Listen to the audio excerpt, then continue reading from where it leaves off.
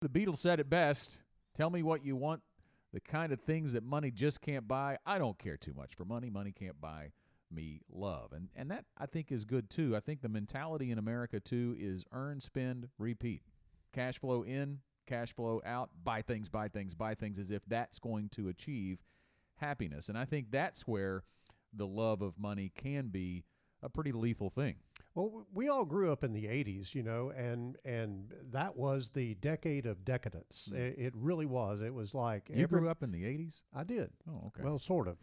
I was Right. I was coming out Growing of up my is over a range of decades. It took you a little longer to grow up than it did me, I guess. I was coming out of my teens in the 80s. So, but we all became aware of money and personal finance and that type of thing in the 80s. And, the theme of the 80s was the guy who dies with the most toys wins. And so that was kind of got in our blood in the 80s. And we still do that today to some degree. But I think that a lot of us have learned that it just doesn't matter, how much stuff you got. You can only say grace over so many things, I think I had a different 80s decade than he had.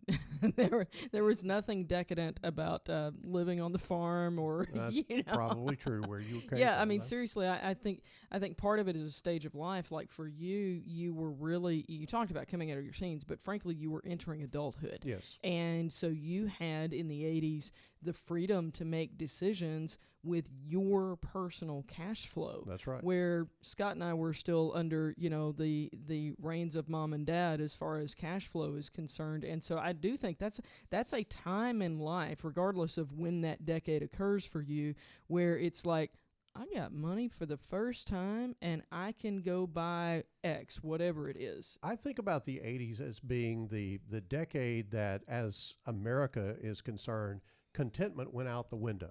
It just totally went out the window. I can see that. And, more was better. And I think we've learned over the years that more is not better. I know that I don't need another car. I don't need another house. I don't need another nothing. I've got all I can say grace over and all I can keep up with.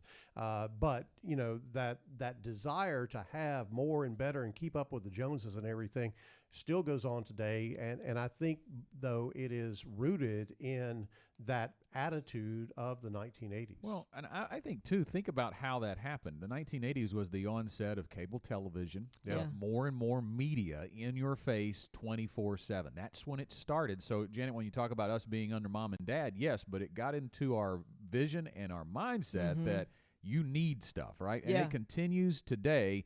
How often do you see an ad that says you deserve XYZ, right? And I get so irritated when I hear the word, I do not deserve anything. I've got to work for it, and if I choose to buy it, great. But you're telling me that I deserve something doesn't make sense. It doesn't resonate with me.